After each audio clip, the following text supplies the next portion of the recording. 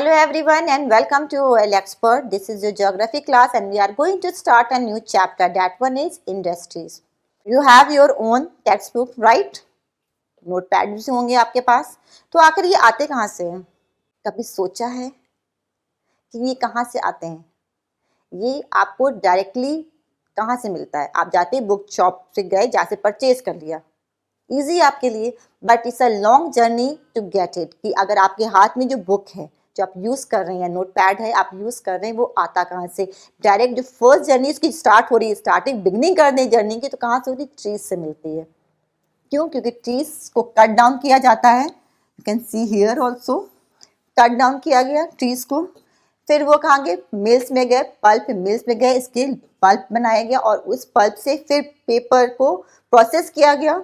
Again next step गया, दूसरे मिल में गया या उसी एरिया में उसी मिल में प्रोसेस किया गया. क्या नेक्स्ट स्टेप क्या है? प्रोसेसिंग करके पेपर बनाया गया. पेपर फिर डायरेक्ट जाता है कि हाँ, उस पर इंक के थ्रू ऑब्वियस बात है प्रिंटिंग होती है. देन यू गेट, तब कुछ लिखा हुआ मिलता है, तब आपके पास टेक्स्ट बुक्स पहुंचती है. तो एक लॉन्ग प्रोसेस है जो हम यूज कर रहे हैं. क्या है? स्टार्ट हुई आपकी ट्री से, then you get this one. तो जो हमने फर्स्ट इससे प्रीवियस चैप्टर जो पढ़ा था agriculture, agriculture is a primary activity. क्यों? क्योंकि हम डायरेक्ट नेचर से, वो डायरेक्ट क्या है? एग्रीकल्चर जो क्रॉप का जो कल्टीवेशन होता है डायरेक्ट नेचर के से हम यूज कर लेते. ग्रेन है, फ्रूट्स है, ये डायरेक्ट हम यूज कर सकते हैं. बट बुक हम डायरेक्टली हमें नहीं मिलता. क्या? फर्स्ट सेकेंड, फर्स्ट जो प्राइमरी है, जो प्राइमरी सोर्स है, यानी कि जो ट्रीज हैं वहां से आ करके नेक्स्ट स्टेप इंडस्ट्रीज तक पहुंचता है. Then we get that one. That's why it is called secondary activities. क्योंकि हम इकोनॉमिक एक्टिविटीज पढ़ चुके हैं ऑलरेडी इससे पहले कि इकोनॉमिक एक्टिविटीज कितने तरीके के, कितने टाइप्स में उसको क्लासिफाइड कर सकते हैं. फर्स्ट, सेकेंड, थर्ड, यानी कि primary activities, then secondary activities and then tertiary activities. Primary activities क्या है? जो डायरेक्टली नेचर से हम लेते हैं, जो बहुत ही ज़्यादा इंपॉर्टेंट जो है, जो हम इजीली समझ में भी आ जाता है, एग्रीकल्चर रिलेटेड. अदरवाइज क्या है? फिशिंग भी आती है, माइनिंग, फिशिंग, ये सब भी क्या आती है? प्राइमरी एक्टिविटीज में आती है. द सेकेंड फॉर्म क्या? नेचर से हमने डायरेक्ट लिया और डायरेक्ट ऐसे ही यूज कर लिया. हमने उसमें कोई भी अपना एफर्ट नहीं डाला. कुकिंग कर ली हमने, बट हम क्या है? फ्रूट को, वेजिटेबल, कुछ ऐसे वेजिटेबल्स भी हैं जो हम डायरेक्टली खा सकते हैं बिना कुक किए भी, मतलब बिना उसको अगर नेक्स्ट प्रोसेस पे लाए हुए भी. But the next one is, अगर हम उसकी कुछ, अगर ये एग्रीकल्चर प्रोडक्ट आगे हम इसको हम पैकिंग वगैरह करते हैं, तो क्या इंडस्ट्रियल उसमें चली जाती, तब वो चली जाती सेकेंडरी एक्टिविटीज में. उसमें हमने अपना इनपुट दिया. ह्यूमन बीइंग, हमने मीन्स ह्यूमन बीइंग ने, ओके, ह्यूमन बीइंग ने अपना इनपुट दिया, तब वो क्या, वो सेकेंडरी एक्टिविटीज हो गई. फाइन. इसी तरीके से जो आप वेयर करते हैं, जो भी ड्रेसेस पहनते हैं, आखिर वो आता कहाँ से? डायरेक्ट शॉप पे गए, परचेज किया और वेयर कर लिया. फाइन, करते तो हम ऐसे ही हैं, बट उसका प्रोसेस क्या है? आखिर ये आता कहाँ से? जो कॉटन है वो कहाँ से आती है? ये आपकी एक्टिविटी है जो आपको करना है. आपको पता होना चाहिए कि जो आप यूज़ कर रहे हैं, वेदर चाहे खाने के लिए हो, चाहे पहनने के लिए हो, चाहे रहने के लिए, आखिर उसका सोर्स कहाँ से है, वो आता कहाँ से है. अवेलेबल हमें ईजिली हो जाता. मम्मा पापा ने दिला दिया, हमने कहा कि हमें ये चीज़ चाहिए, हमें अवेलेबल हो गई. हमें फ्रूट चाहिए, फ्रूट खा लिए, चॉकलेट चाहिए, चॉकलेट खाए, बुक्स चाहिए, पेन चाहिए, जो चीज़ चाहिए होती, जो भी हमारी डिमांड होती, मम्मा पापा इज देयर, वो हमेशा पूरी कर देते हैं. बट वो एक्चुअल में कहाँ से आता है, उसका मेन सोर्स कहाँ है, वो पता होना चाहिए. तो ऐसे ही हम पता करें कि जो हम वार्डरोब में आपके बहुत सारे ड्रेसेस हैं, वो आती कहाँ से, उसकी जर्नी स्टार्ट कहाँ से होती है, पता कर लीजिएगा. Otherwise we will discuss in the class also. Okay, next one, हम प्राइमरी एक्टिविटीज प्रीवियस चैप्टर में पढ़ चुके हैं. क्या है? एग्रीकल्चर. सेकेंडरी एक्टिविटीज जो है, जो डायरेक्ट हम नेचर से जरूर सामान लेते हैं, नेचर जो प्राइमरी जो सोर्स है उसको ही हम आगे यूज करते हैं. Then it is called secondary activities, यानी कि मैन्युफैक्चरिंग करते हैं. अगर हम कुछ ग्रेन लेते हैं, क्या है, उसके ब्रेड बनाई, व्हीट फ्लोर लिया, उससे हमने ब्रेड बनाई, ब्रेड का मैन्युफैक्चरिंग की, फैक्ट्रीज में गई, तब बना ना. अपने आप फील्ड में तो नहीं बन जाता है, फैक्ट्रीज में जाता है तब वहां पे उसका मैन्युफैक्चरिंग होती है। तो क्या सेकेंडरी एक और स्टेप आगे बढ़ा, that's why it is called secondary activities. और यहाँ पे क्या मैन्युफैक्चरिंग ही होती है, चाहे जिस चीज की भी हो, चाहे ब्रेड की हो, चाहे बुक्स की हो, चाहे आपकी शर्ट्स की हो, राइट। ये मैन्युफैक्चरिंग जितनी भी है वो सब किस में जाएंगी, सेकेंडरी एक्टिविटीज में जाएंगी। Secondary activities or manufacturing change raw materials into products of more valuable to people। क्या वैल्यू भी बढ़ जाती है, क्योंकि हमने जो चीज एज इट इज चाहिए थी वो तो हम यूज ही कर रहे हैं। जो हमें प्राइमरी एक्टिविटीज के थ्रू जो हमें चीजें मिल रही हम वैसे यूज कर रहे हैं।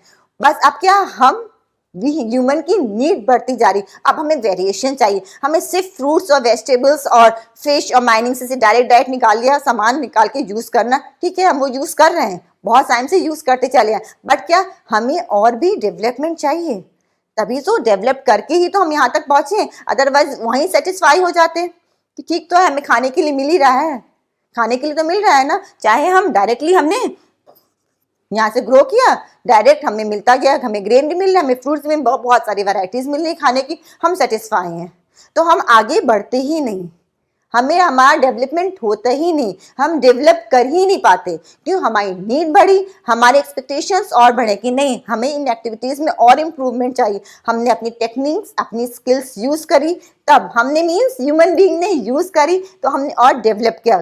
प्राइमरी जो सोर्सेज है उसी में जो रॉ मटेरियल्स हमें मिला है नेचर से, उसमें ही हमने अपना इनपुट दिया, टेक्निक यूज की, स्किल्स यूज किया, और सब उसके बाद से क्या है, उसके बाद से उसकी वैल्यू बढ़ा दी, उसी रॉ मटेरियल की वैल्यू बढ़ा। जैसे व्हीट फ्लोर है, व्हीट फ्लोर हम यूज करते हैं, घर में बना लिया, सब कुछ खा लिया, खाना मम्मा ने पराठा बना दिया, पूड़ी बना दिया, हर चीज हम खाते चले आ रहे हैं। अब क्या हमें और वेरिएशन चाहिए, बहुत दिन हो गए खाते हुए, क्या हमने बिस्किट भी बना लिए, केक भी बना लिए, सब क्या है वो व्हीट फ्लोर का ही और इनोवेटेड एरिया। अगर हम नहीं सोचते तो आगे बढ़ते ही नहीं, हम वहीं तक रह जाते। तो क्या उसकी और वैल्यू बढ़ गई ना, मम्मा खान रोटी पकाती हैं, पूड़ी पकाती है, उसकी कोई वैल्यू नहीं, तो रोज खाते हैं। बट पिज्जा खाना है हमको, केक खाना है, पेस्ट्री खाना है, वो बहुत वैल्यूबल चीज है, क्यों हम परचेज करके खाते हैं। अगर मम्मा बना देती तो वेल एंड गुड, अदरवाइज क्या हम उसे परचेज करते हैं ना, उसकी वैल्यू ज्यादा है ना, क्योंकि हम उसे कॉस्ट ज्यादा देते हैं ना, उसके जो आपकी मम्मा बनाती वो आपका कम पैसों में बन जाता है कॉस्ट वाइज, बट जो हम परचेज करते हैं वो कॉस्टली होता है। तो क्या हम वैल्यू बढ़ा रहे हैं।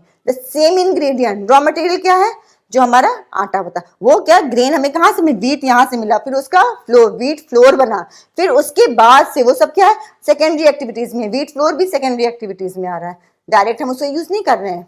Are you getting? तो क्या उसकी हम वैल्यू, जो रॉ मटेरियल मिला है उससे का हम वैल्यू बढ़ा रहे हैं, तो that one is called secondary activities, manufacture कर रहे हैं। As you have seen, pulp was changed into paper and paper into notebook। जैसे हमने बताया नोटबुक कैसे बना, ट्री को कट किया, फिर पल्प बना, पल्प से पेपर बना, फिर उसके नोटपैड बने। नोटबुक चाहिए तो ऑब्वियस बात है उसमें इंक के थ्रू उसमें प्रिंटिंग भी हो गई। तो क्या एक और स्टेप बढ़ता जा रहा है। These represent the two stages of the manufacturing process. The paper made from pulp and cloth made from cotton have made value added to them at each stage of manufacturing process। क्या है, अलग अलग stage पे process बढ़ रहा है ना, improve हो रहा है ना। जैसे हम अगर कॉटन के हम शर्ट पहने, कॉटन हमें क्या, कॉटन रॉ मटेरियल हमें डायरेक्ट ट्री से मिलता है, वहां से प्रोसेस स्टार्ट होता है, तब वो जाता है इंडस्ट्रीज में और वो कॉटन फाइबर में बनता है, देन वो निटेड होता है, फिर वो फैक्ट्रीज में आपको प्लेन कॉटन की शीट मिलती है, तब वो जाता है फैक्ट्रीज में जहाँ पे वो ऑल जहाँ पे उसकी कटिंग वगैरह होकर के एग्जैक्टली टी शर्ट या जो भी आपके ड्रेस मटेरियल्स होते हैं, ड्रेस मटेरियल्स फिर उसके बाद से आपके अलग अलग ड्रेसेस में कन्वर्ट होते हैं, then you get it. And now, industry refers to an economic activity that is concerned with production of goods, extraction of minerals or the provisions of services। अब क्या है इंडस्ट्रीज में, क्या है इंडस्ट्रीज भी कितने तरीके की हो सकती हैं। हम इंडस्ट्री की बात करें तो इंडस्ट्री क्या है, सेकेंडरी एक्टिविटी, यानी कि हम यहाँ पे मैन्युफैक्चरिंग की बात कर रहे हैं, यही बात कर रहे हैं ना,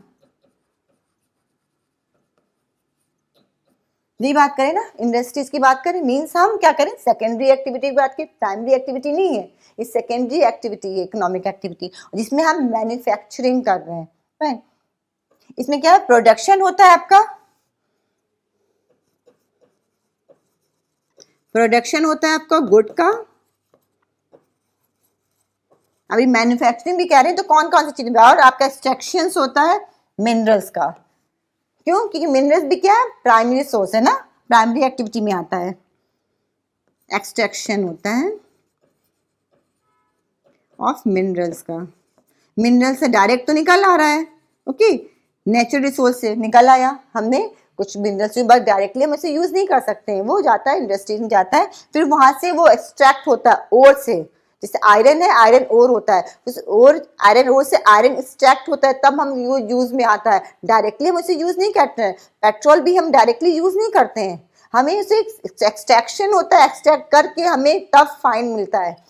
and the third one is services provision of the service.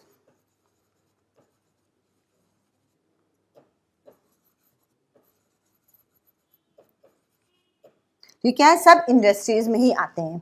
दस we have iron and steel industry, production होता है गुड का। कोल माइनिंग इंडस्ट्री में क्या, एक्सट्रैक्शन होता है कोल का। एंड टूरिज्म इंडस्ट्री यानी कि सर्विस प्रोवाइड करती, जो हम बात कर रहे हैं ना, प्रोडक्शन ऑफ गुड क्या है, प्रोडक्शन ऑफ गुड क्या है, ये आपका आ गया production of good is iron and steel industry, कि हम इंडस्ट्री की बात कर, आयरन एंड स्टील इंडस्ट्री से क्या मतलब है कि हम प्रोडक्शन कर रहे हैं गुड का। हम कर रहे हैं एक्सट्रैक्शन ऑफ मिनरल्स, जैसे कि कोल इंडस्ट्री, कोल क्या है, हम एक्सट्रैक्ट कर रहे हैं कोल को, एक्सट्रैक्शन ऑफ कोल है, कोल इंडस्ट्री आ गई है आपकी। एंड प्रोविजन ऑफ सर्विसेज में क्या है, टूरिज्म इंडस्ट्री की बात कर रहे हैं, तो टूरिज्म क्या है, एक इंडस्ट्री, एक अलग से इंडस्ट्री, वो क्या है, वो सर्विस प्रोवाइड करती है, वो सर्विस प्रोवाइड करती है कि जितने भी टूरिस्ट आते हैं उनको गाइडलाइन मिलती है कि हाँ यहाँ ये टूरिस्ट डिपार्टमेंट है पूरा आपका, एक इंडस्ट्री है अलग से। तो क्या सबके अपने अपने अपने सर्विस प्रोवाइड कर रहे हैं, ये क्या क्या एक्सट्रैक्शन कर रहे हैं मिनरल्स को, और ये क्या है प्रोडक्शन कर रहा है, ये सब क्या है इंडस्ट्री में ही आएंगे। अगर हम इंडस्ट्री की बात कर रहे हैं तो सिर्फ गुड्स का प्रोडक्शन की बात नहीं करेंगे, हम हर लेवल पे बात करेंगे, हम गुड की प्रोडक्शन की बात भी करते हैं, वो भी इंडस्ट्री में आता है, हम एक्सट्रैक्शन की बात भी करते हैं, जो मिनरल्स है, जो भी हमें पेट्रोलियम या कोल हमें मिलता है, हम एज इट इज यूज नहीं करते, हम एक्सट्रैक्ट करते हैं उसे और से, तब हमें यूज में आता है, that one is called also industry, वो भी इंडस्ट्री में आता है। और जो सर्विसेज प्रोवाइड होती हैं हमको, जो सर्विसेज प्रोवाइड करते हैं वो भी इंडस्ट्री में ही आते हैं, that one is called service provide कर रहे हैं वो। जैसे एग्जांपल दिया गया, टूरिज्म डिपार्टमेंट है, ये टूरिस्ट सर्विसेज है, कैसे मिलती है सर्विस, एक इंडस्ट्री है एक अलग से, वो सब क्या आएगा, सब इंडस्ट्री में ही आएगा। Are you getting? जैसे इंडस्ट्री का मतलब ये नहीं कि जो प्रोडक्शन कर रहा है सिर्फ वही होगा, जो गुड्स बना रहा है सिर्फ वही इंडस्ट्री में आएंगे, नहीं, ये सब चीजें भी आएंगी इंडस्ट्रीज में ही। क्लियर? तो हम इंडस्ट्री को क्या है, पढ़ने के लिए, समझने के लिए, स्टडी करने के लिए जो भी वर्ड यूज करें, क्लासिफाइड कर सकते हैं अलग अलग लेवल पे, ऑन द बेसिस ऑफ, अलग अलग बेसिस पे करेंगे तो उसका क्लासिफिकेशन भी डिफरेंट होगा। ठीक है, आज हम ये देखते हैं कि क्लासिफिकेशन हम इंडस्ट्री का किस किस बेसिस पे कर सकते हैं। तो क्लासिफिकेशन ऑफ इंडस्ट्रीज में हम देख लेते हैं कि किस किस बेसिस पे हम इंडस्ट्रीज को भी क्लासिफाइड कर सकते हैं, है ना, कि हम सिर्फ एक बेसिस पे ही क्लासिफाइड नहीं कर सकते, अलग अलग लेवल से, अलग अलग बेसिस है, अब कौन कौन से बेसिस है और उन बेसिस के अकॉर्डिंग कितने क्लासिफिकेशन। लग रहा है टफ कि हम अलग अलग बेसिस की बात कर रहे हैं, बहुत ज्यादा एनलार्ज हो जाएगा, नहीं, एक्सटेंड नहीं होगा आपको, और क्लियर होगी पिक्चर, हम बात कर रहे हैं तो क्लियर होगा कि अच्छा हम इस बेसिस पे बात कर रहे हैं बहुत ज्यादा अच्छे से। क्योंकि अगर हम बात करते हैं on the basis of raw material, अगर हम इंडस्ट्रीज को कर दें, एक हम चार्ट बना देते हैं, and you will get it mind map के थ्रू भी, यू विल गेट इट कि इस लेक्चर के साथ ही अटैच है, you can see that one also. अगर हम रॉ मटेरियल के इंडस्ट्रीज को हम अलग अलग basis, on the basis of, okay, यहां हम नहीं लिख देते हैं raw material,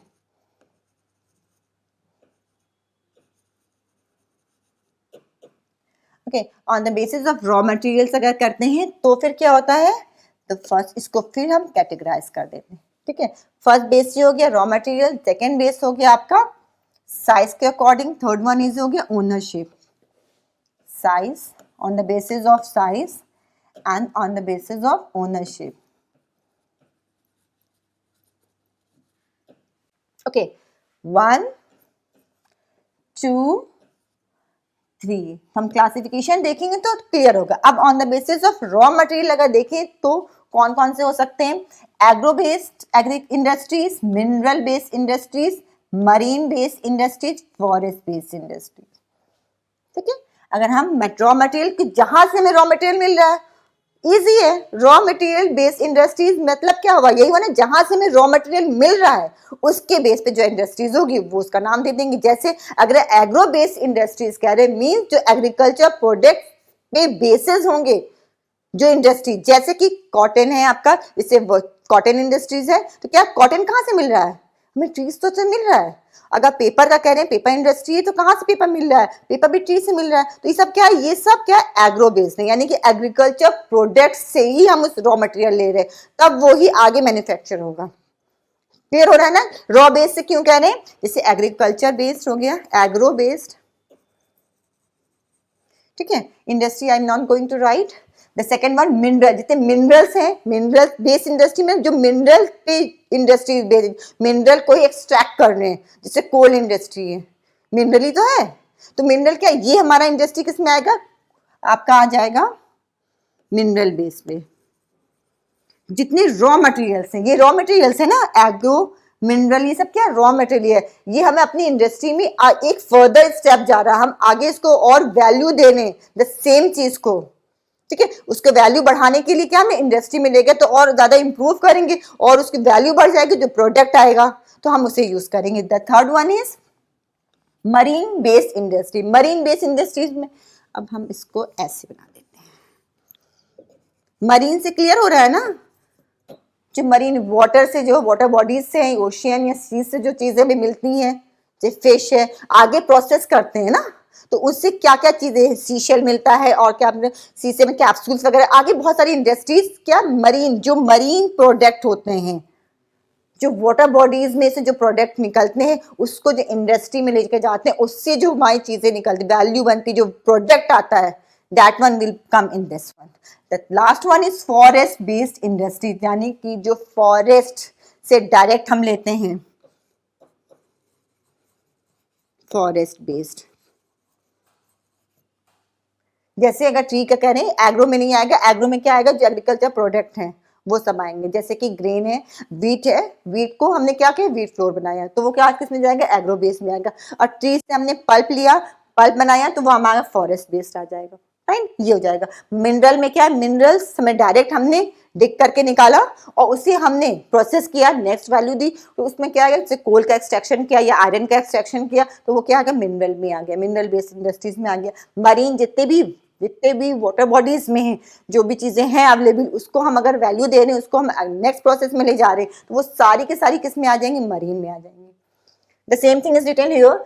Raw materials industries may be agro-based, mineral-based, marine-based and foreign-based depending on the type of raw materials they use. ठीक है ना? The same thing I have said earlier. अभी आपसे काम है। Agro-based industries may use plant and animals-based products as their raw materials. Raw material क्या है उसका? जो हमें प्लांट और जो एनिमल्स मिलते हैं, food processing, vegetable oil, cotton, textile, dairy products and leather industries are the examples of agro based. अगर हम इसको भी और कैटेगराइज कर दें तो ऐसे आ जाएगा। क्या है? आपका फूड प्रोसेसिंग आ जाएंगी, लेदर वाला आ जाएगा, डेयरी प्रोडक्ट्स आ जाएगा, वेजिटेबल ऑयल हो जाएगा, कॉटन टेक्सटाइल है, ये सब किस में आएगा? एग्रो बेस्ड में आएगा, क्योंकि एग्रीकल्चर जो फर्स्ट प्राइमरी है उसी से हमारा आगे का प्रोसेस बढ़ रहा है। The second one is mineral-based industries are primary industries that use mineral ores as their raw materials. Mineral ore जो है उसको as a raw material use कर रहे हैं। The products of these industries feed other industries. अब यहाँ से जैसे आयरन ओर डायरेक्ट मिनरल लिया, उससे आयरन एक्सट्रैक्ट कर दिया। अब आयरन लेटर ऑन दूसरी इंडस्ट्रीज में, जैसे व्हीकल्स वगैरह बनाने में आयरन स्टील इंडस्ट्री के लिए ये एक रॉ मटेरियल हो जाएगा। यहाँ से जो प्रोडक्ट निकल रहा है, रॉ मटेरियल लिया हमने, प्रोडक्ट तैयार किया एक इंडस्ट्री, फिर वो आगे और प्रोसेस गया, वो जो प्रोडक्ट है दूसरी इंडस्ट्री के लिए क्या है? वो रॉ मटेरियल है। ठीक है। आयरन स्टील के लिए जो है क्या, आयरन जो है वो एक रॉ मटेरियल है, और आगे जो व्हीकल्स वगैरह, जो व्हीकल इंडस्ट्री होगी, ऑटोमोबाइल इंडस्ट्री होगी, वो आयरन स्टील को as a raw material use करी। तो क्या ये चेन बनती जा रही है, अरे गेटिंग, एक चेन बनती जा रही, आगे बढ़ता जा रहा है। Iron made from iron ore is the product of the mineral based industry. This is used as raw material for the manufacture of a number of other products such as heavy machinery, building materials and railway coaches. ये सब क्या iron से तो बनते हैं। तो क्या पहला क्या है, पहला तो आयरन और से आयरन एक्सट्रैक्ट करना एक अलग इंडस्ट्री है। अब वो आयरन जो एक्सट्रैक्ट किया है वो दूसरी इंडस्ट्री में गया जहां पे रेलवे के कोचेस बनते हैं, जहां मशीन बनती है, वहां पे ये iron as a raw material use हो रहा है। अरे गेटिंग, तो ये क्या पूरा चेन चलती चली जा रही है। Marine based industries use products from the sea and oceans as raw materials. Industries processing seafoods or manufacturing fish oil are some examples. अब क्या marine based industries दिया ना आपको हमने, तो यहाँ पे क्या एग्जाम्पल्स आएंगे, जैसे कि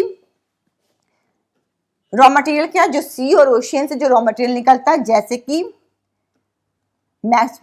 इंडस्ट्री प्रोसेसिंग सी फूड और मैन्युफैक्चरिंग फिश ऑयल। फिश कहाँ से आ रही है, वाटर बॉडी सी में तो मिलेंगे, सी चाहे सी में हो चाहे ओशियन में हो, तो क्या है वहां से क्या सी फिश ऑयल निकाला जा रहा है, सी फूड की पैकिंग हो रही है, वो सब क्या चीज़ है, वो सब आ रही है आपकी मरीन बेस्ड इंडस्ट्रीज में जाता है। फाइन।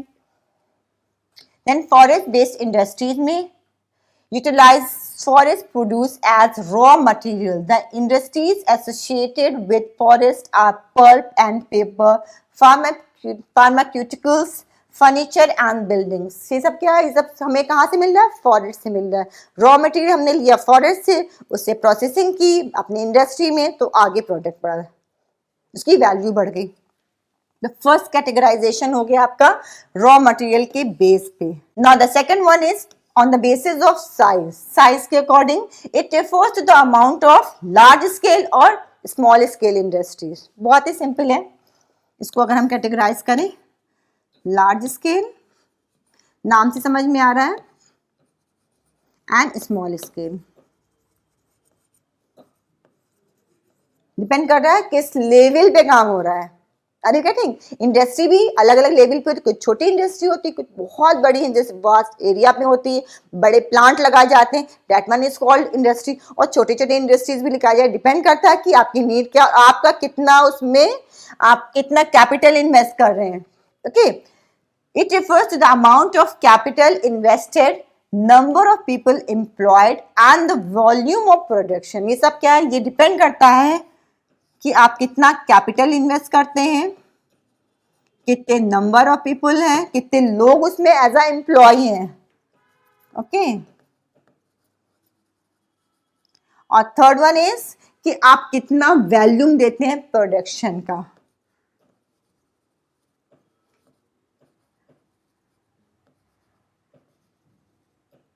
ये सब क्या है, डिपेंड करता है, इसके अकॉर्डिंग ही आप कहते हैं छोटी इंडस्ट्री है, स्मॉल स्केल पे इंडस्ट्री है कि लार्ज स्केल पे, इनके बेसिस पे ही होगा, डिसाइड होता है कि लार्ज स्केल इंडस्ट्री है कि स्मॉल स्केल है।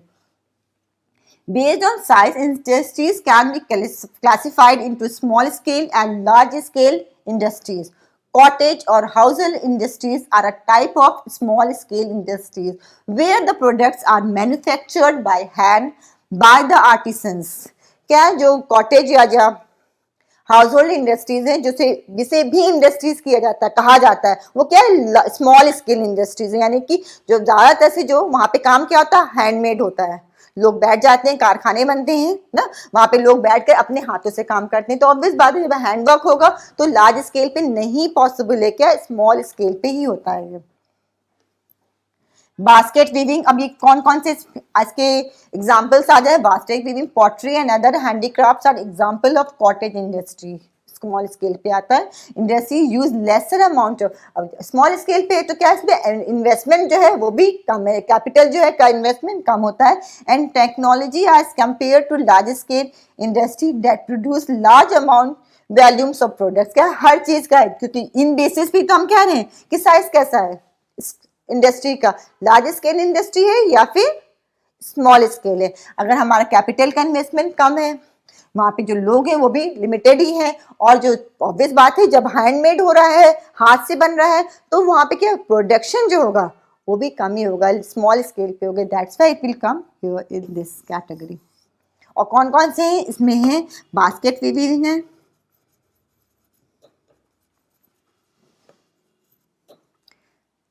पॉटरी, ये कुछ एग्जाम्पल्स दिए हैं। अब ये नहीं कहा जा रहा है कि सिर्फ यही, और भी होते हैं। एंड आपका हैंडीक्राफ्ट्स हैं, ये सब क्या है? सब स्मॉल स्केल पे आते हैं। Silk weaving and food processing, ये सब क्या है? ये सब एग्जाम्पल्स आ जा रहे हैं आपके स्मॉल स्केल पे। अदरवाइज यहाँ पे क्या आएंगे? लार्ज स्केल पे क्या है? ऑटोमोबाइल्स का, ऑटोमोबाइल्स एंड हैवी मशीनरी के। ये सब किस में आएंगे? इसमें आपको कैपिटल का इन्वेस्टमेंट ज्यादा चाहिए, लार्ज स्केल पे चाहिए, हैवी मशीनरी। ओके, अब the third one is, I don't have space to write, okay, this one, ownership के according. The third one category, ownership के अकॉर्डिंग अगर हम क्लासिफाइड करें इंडस्ट्रीज को तो कितने कैटेगरी में डिवाइड कर सकते हैं? The first one is industries can be classified into private sector, state owned और पब्लिक सेक्टर, और ज्वाइंट सेक्टर और कोऑपरेटिव सेक्टर। ओके, अगर हम बात करते हैं तो small scale and large scale, ये तो हमारे हो गए साइज के अकॉर्डिंग। अब ओनरशिप के अकॉर्डिंग अगर हम बात करें, थर्ड वन, इसको भी डिवाइड कर सकते हैं। The first one is private,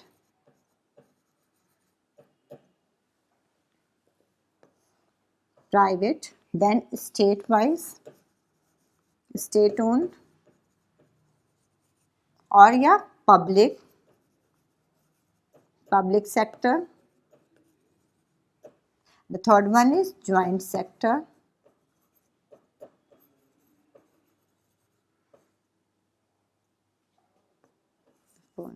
cooperative sector.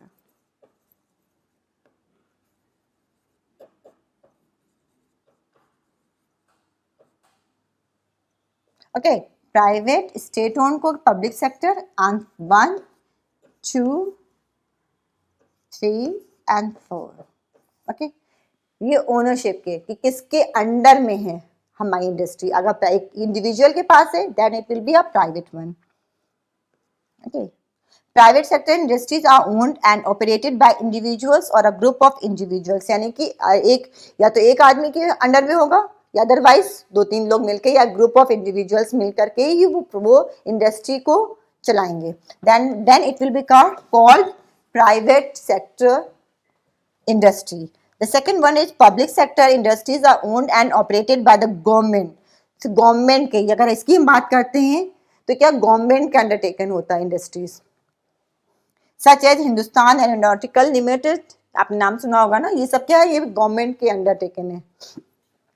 And steel authority of India limited, joint sector industries में आते हैं, owned and operated by the state and individuals or a group of, यानी कि दोनों ही मिलके, गवर्नमेंट भी होती है और इंडिविजुअल या ग्रुप ऑफ इंडिविजुअल्स दोनों मिल करके ही ये चलाते हैं। तो क्या कहते हैं? Joint sector. ज्वाइंट के मतलब इस बन गया दो लोग, यानी कि गवर्नमेंट भी उसमें इन्वॉल्व है और आपका जो इंडिविजुअल्स हैं वो भी इन्वॉल्व, दोनों के साथ दोनों मिल करके वो इंडस्ट्री चला रहे हैं। मारुति उद्योग limited is an example of joint sector industry, यानी कि जो मारुति उद्योग है वो क्या है? ज्वाइंट सेक्टर का एग्जाम्पल एक है।